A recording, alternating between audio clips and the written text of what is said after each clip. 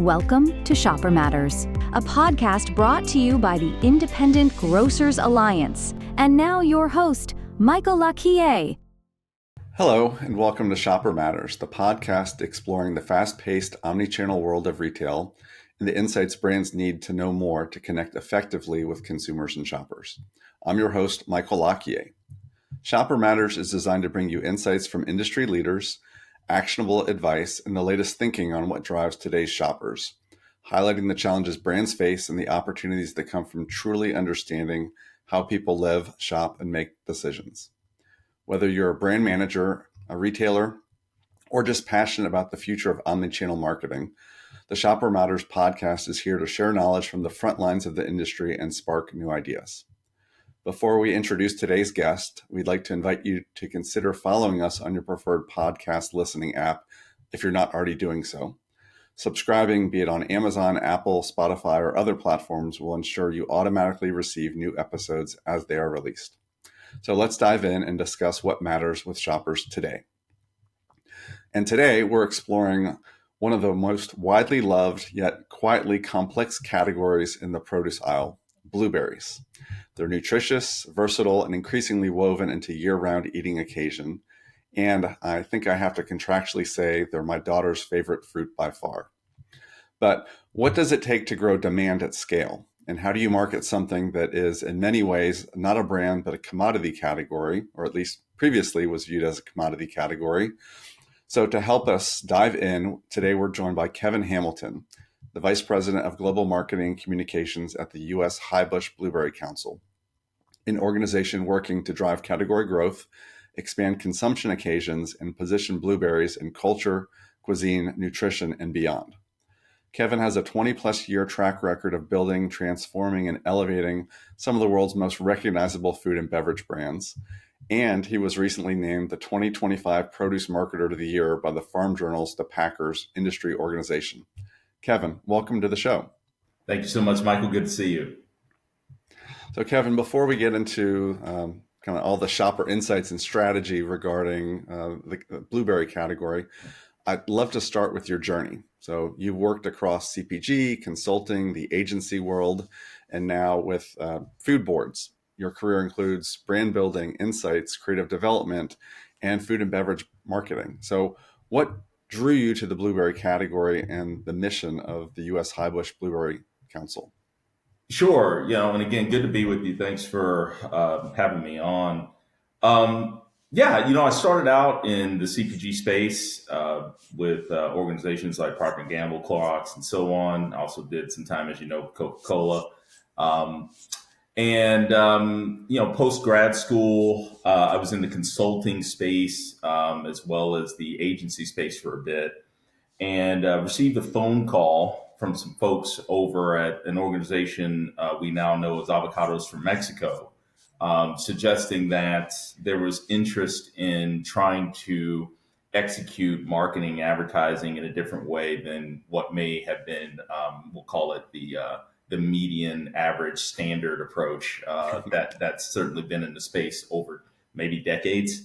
And they were looking for people with CPG backgrounds, primarily just based on, the typical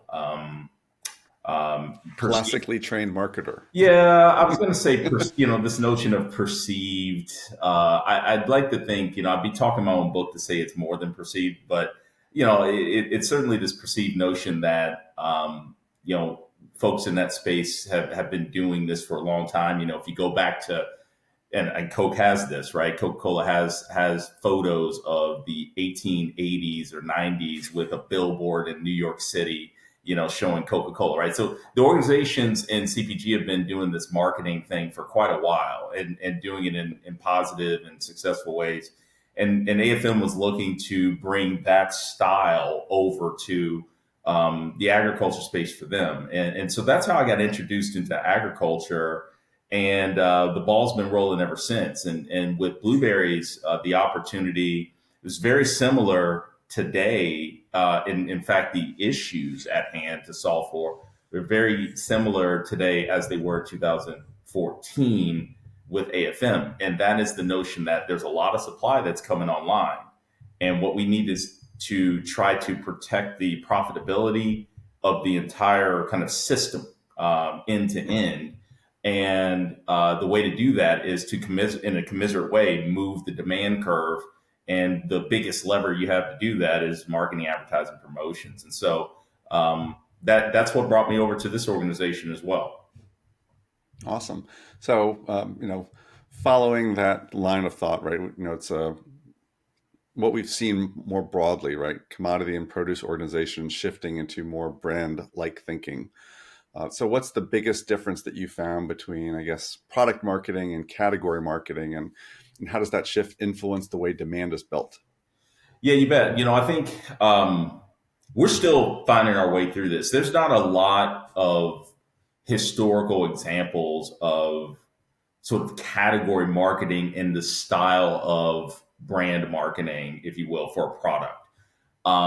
There's certainly commodity-based examples. Again, everyone, and I would be no different, would point to what the Milk Board did back in the 80s. I think that's one of the best. Got Milk is arguably one of the best examples of this in the history of marketing, arguably. The biggest challenge is what I call brand defining assets. So the ability to develop ownable, immediately identifiable and associative assets that consumers, that will spark recall with consumers in hopefully positive ways. So whether that's a logo or whether that's a mascot, Geico, the Geico, whether that's the iconic glass from Coca-Cola, things like that. That's arguably the toughest part because you're representing a full commodity. Other than that, the challenge remains the same on the front end. On the back end, from the system side of things, the biggest challenge is how do you almost, if not coordinate, certainly don't conflict with individual labels, brands, marketers under your commodity that are also doing their own thing. You want to be complementary to that, not necessarily anything in contradiction to what they're doing.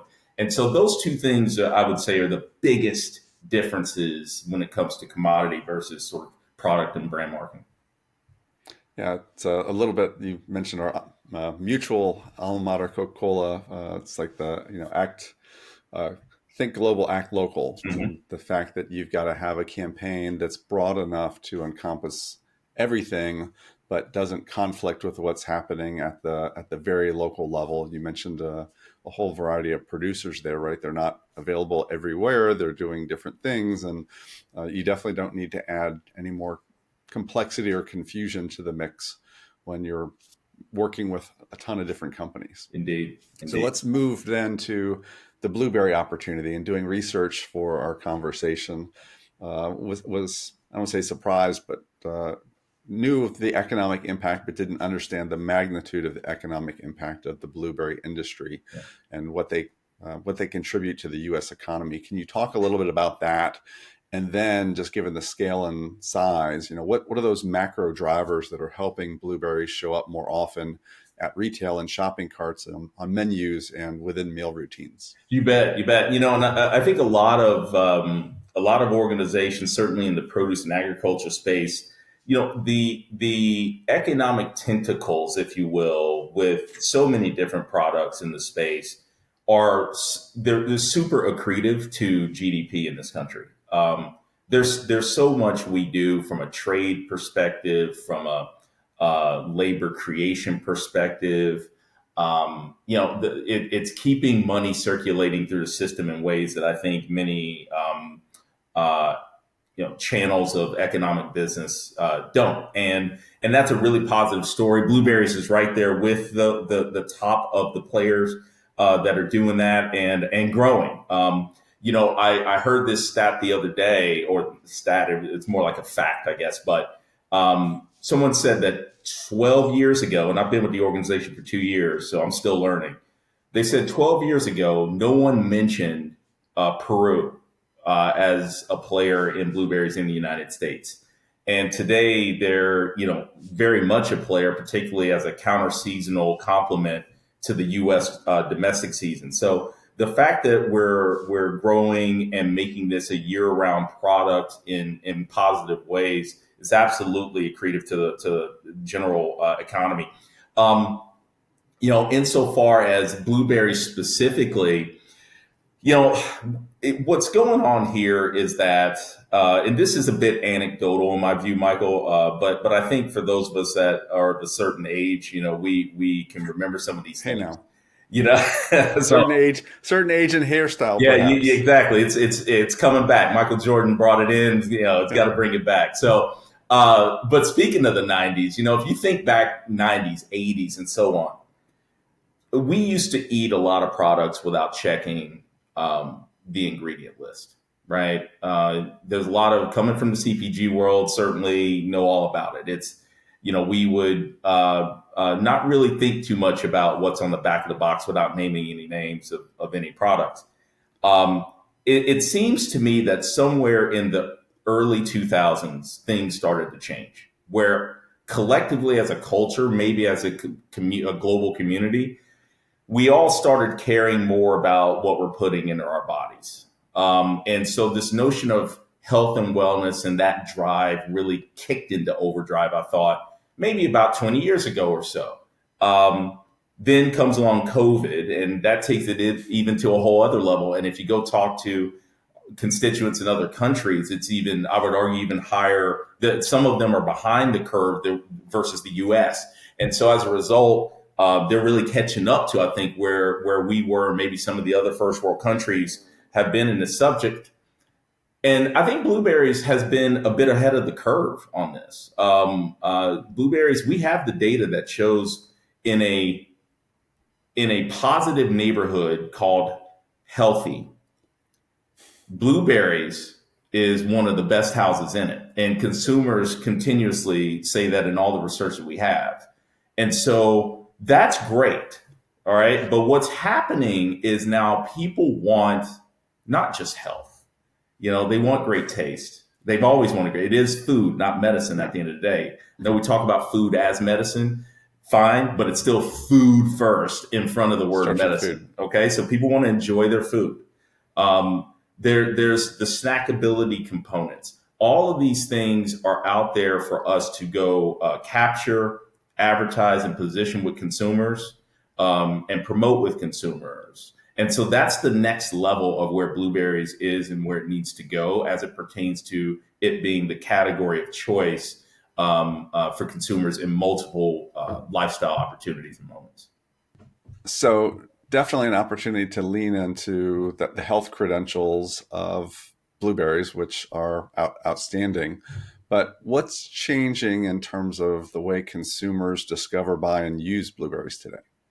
It's interesting, Michael. We're going to be conducting in 2026 with my plan in 2026 to drive a full-scale end-to-end shopper path to purchase study. And we're going to know more this time next year when you ask me that question than we do this year. There are a few things that we do know. Put down a reservation for next time. Absolutely. For next year and we'd be happy to share that. Yeah, I would love an opportunity to share the insights from that. Here's some things we do know, though. The shopper base for blueberries is actually quite narrow. 10% of consumers make up roughly 46% of the dollars nationwide. That's my daughter. Yeah, right. And we over-index with family and households that have young kids. So we over-index there. We over-index with boomers. Where we under-index is everybody in between, which is interesting there. So what we know is that there's a niche of shoppers that are very much dug into what we represent as a category. And so they're finding us in different ways, specifically in this sort of health and wellness space. That leaves a lot of white space for us to go capture, however, related to, how consumers find and integrate us into their lives. Another stat that we have, we know that this product is primarily consumed before noon.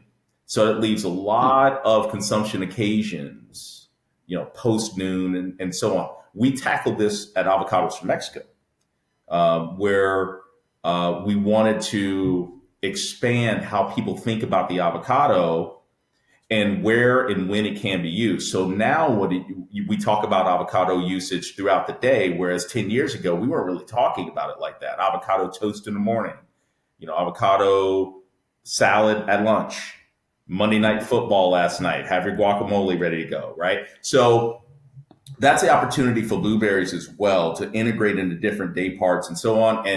And from what we know today, the way that consumers are actually coming in contact with the product and really making it and considering it as part of their purchase is if you are a part of that 10, 20%, 20% makes up 60% of dollars, you're on the list.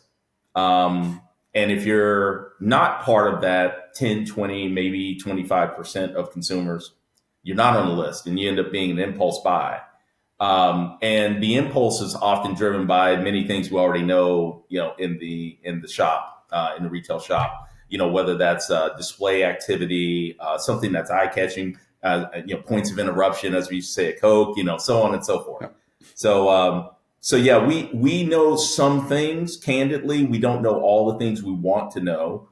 And so the first order of business has been about consumer research and insights to get our campaign off the ground. Now we're moving to shopper insights to expand our knowledge. Gotcha. And it sounds, again, we will definitely revisit the conversation in a year because I think there'll be some great insights from there.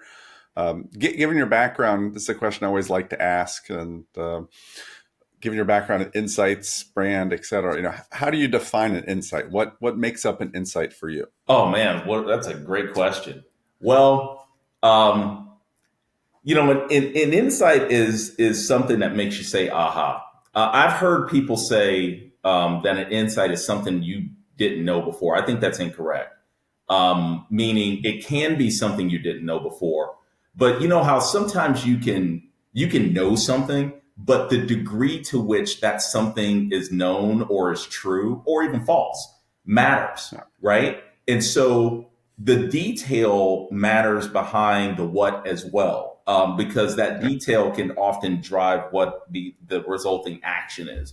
So, I think what you're looking for when you're thinking about insights, you have to really kind of back up and ask yourself, what is the problem to solve here, and what are the holes in my knowledge or my gap in solving it, right? And so that prevents, I think, a lot of waste, particularly as it pertains to spending dollars in market research, which can go into, for a budget like ours, which can go into significant, cost levels. You really need to be very pinpointed on that. And one other thing I'd say is I am much more, this is in life and at work, I am much more interested in what people do than what they say. And, I always used to say, I said this at Coke, I said it at other places, I always used to say the only thing, consumers do worse than telling you what they did is telling you what they're going to do. And so to the extent that you can get observational data to back up the anecdotal information that you're getting from consumers, that's going to be key. Getting to the derived purpose or driver behind something, not necessarily the stated purpose. I'm a big believer in behavioral economics and things of that nature that get kind of behind the curtain on that. Yeah, I am too. I think there's so many biases that we try and rationalize our decisions. So if you're asking people why they made decisions or what they're doing, they'll try and come up with some reason. They're not lying to you, but oftentimes they're emotional decisions, or they're making decisions based on feelings and don't even know it. And those first few seconds about why did I buy blueberries? Why did I buy Coke? Why did I buy, charcoal for the grill tonight? Right. I saw it. I just went for it. Right. Maybe the smell reminded me of the way my mom used to make the blueberry pie, or there was a display that made me do this, but I go, well, it was something else. So I think you're right in terms of really understanding and eliminating those biases and what do people do, and experimentation as opposed to research only. 100%. There's a school of thought out there that suggests that all decisions are emotional.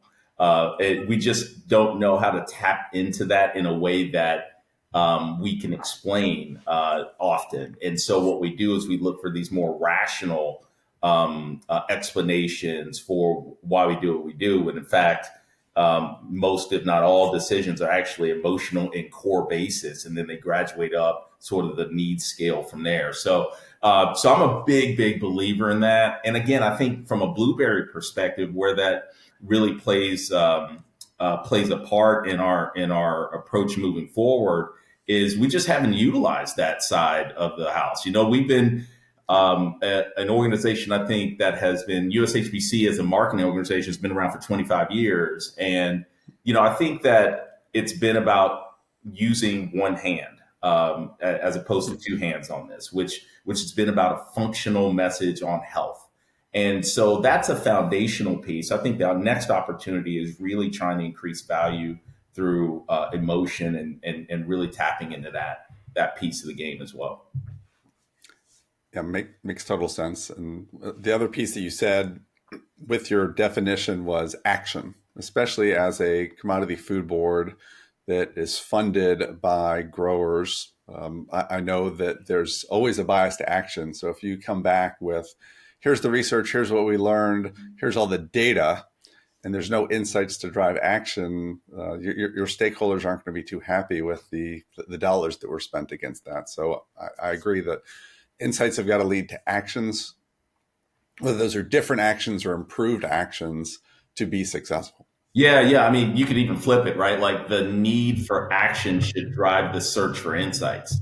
And so it's almost circuitous in some ways, right? It's like that drives the search for insights. You get the insights, go take the action, right? And so, but being very clear up front as to what the problem and defining the problem is very key in order to get the insights needed to solve said problem. Well, there was a colleague at Coca-Cola who was in the insights group who always used to say, don't just boil the ocean. And he was saying that with a background in the Navy in submarines. So obviously that's even more critical, right? If you're boiling the ocean and you're stuck inside a tin can. Yeah. So let's shift a little bit. You talked about the need to market differently, not just focus on nutrition.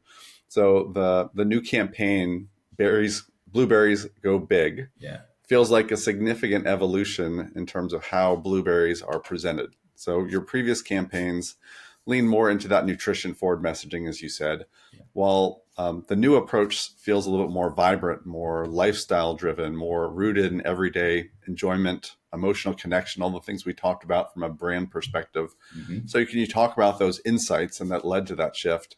And, what did you understand about shoppers, whether it's habits, motivations, barriers, that said it was time to move that category story forward? Oh, man, I appreciate you asking that question. And Michael, definitely cut me off here because I'll go for 3 hours on this. All right. But it's really been exactly that, coming in. I think the first month that I got here, I went to Nielsen, or in this case, I think it was IRI, but also Nielsen for some things on panel data. And one of the questions I had was, I wanted to see how this product performed versus strawberries. And what we see is that on a velocity basis, strawberries is actually outperforming blueberries. On a price and profitability perspective, that's a different ballgame, right? But what we want is we want to keep the prices that we have. We want to keep those stable while growing the base of buyers, growing the frequency of buyers, basically replicating what's going on with strawberries, except for one thing, the top line price. And so I wanted to know what was the gap with consumers as it pertains to how they perceive strawberries versus how they perceive blueberries. And a few things from an insights perspective came out that were critical for driving where we're going here. The first is that if winning over consumer minds as it pertains to health perception is a war, blueberries has won the war. I mean, we have we have data on data on data that shows that blueberries is, as a category, is absolutely known for the health message. Okay, awesome, good job. It's been more than a couple of decades of the organization and maybe outside organizations that work with blueberries to drive that. Now, the challenge here is it's very much like a basketball. So I was an athlete at the University of Texas, so I use a lot of old athlete analogies and metaphors. And basketball players do this really, really well. When they have one part of their game down pat, they go to the next part of their game that they need to improve. So if you're a driver to the hoop and you can do that very well, but your outside shot isn't that great, the next summer you go work on your outside shot, right? So that's what I would argue in a lot of ways marketing and branding needs to do. If you do this very well, keep doing that well and go strengthen, areas that you need to strengthen. In our case, it was very, very clear. The consumer has a very functional perspective on blueberries. It's a good one, but it's very functional, devoid of most things related to emotion in a lot of ways. There's some of it out there, but not in a notable major foundational way. Versus strawberries and raspberries, when we ask these questions, that emotional piece really popped. Okay, so blueberries is kind of seen as and I'm going to use some language in some of our research and our insights. Blueberries is kind of seen as the 45-year-old reliable, nurturing teacher, male, right? Whereas strawberries and raspberries, the responses we got were really, really different. 20-year-old female go-getter, has fire to it, if you're talking about raspberries in that case. There were a lot of these emotive terms that came from that space versus, say, the blueberry space. And so when you match that with additional insights that I mentioned a little bit earlier, how we're largely today, except for the 10 to 20% of us that eat a lot of the product, we're largely confined to that AM time period, that morning time period, pre-noon. When you look at some of the other constraints that we have like that, we saw that there is an opportunity to go strengthen our outside shot. And so I'll kind of wrap it so I can let you get in here and say the following. The way I look at the notion of health as a characteristic or a driver for purchase in the produce space, I look at it as if you're out sports car shopping. If you've got 5 dealerships, they're all sports cars, you're going to go to each one of them to see, hey, can I get a deal, or why should I buy this one versus this one versus this one? And you go to that first dealership and you say, hey, look, I'm going to all these dealerships. I'm interested in buying a sports car. Why should I buy yours? Well, their response is, well, our cars are fast. Yeah. That's why I'm looking for a sports car. They're all fast. And that's how I look at health and produce in general. It's like, they're all pretty healthy. Let's keep it real here. They're all pretty darn healthy. We are maybe the fastest or one of the fastest cars in that group, but they're all pretty healthy. That's foundational. So what else? And so we need to add value to the consumer in that way. It makes sense. Although I'm not sure if I like the basketball analogy better or the sports car analogy better, because I find oftentimes translating things to different industries or using analogies is super helpful to get people to understand what you're trying to accomplish. So I love those analogies, and being a Longhorn myself, I especially appreciated that callback. So let's move on to another initiative that you guys are doing, the Blueberry Boost Accelerator. So when you think blueberries, no offense, you don't necessarily think startups and innovation. But obviously there's opportunities to innovate in any category, any product. So how does innovation play a role in the produce category? Really exciting program that we partnered with Venture Fuel on. First year that we've done it. Um, you know, the innovation space for us plays itself out, I think, in a couple of different ways. Specifically in the ingredient space, which is where the venture fuel and accelerator boost project kind of came from.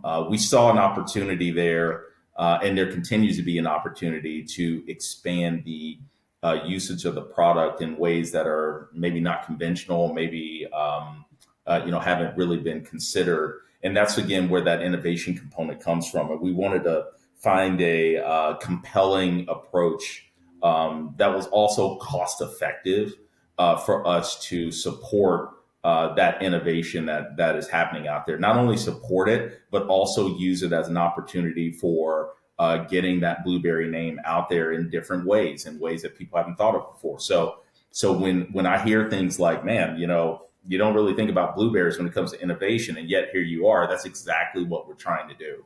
And so, again, from an innovation standpoint, there's culinary innovation on the food service operator side. We're very much involved in that side of the game as well, but also on the food ingredient side. And if you look at the founders and products of the Final Four that made it through our first year of this, there were some really innovative products. I'll tell you, one of them I'm that's commercially available where I am in Southern California. I'm buying a lot of it. It's actually Farmer Bob. He didn't win it this year, but he's over in many of the Mother's markets. I believe it's all that he has down in SoCal in terms of distribution. And he has this product that uses dates and some other products, blueberries and so on.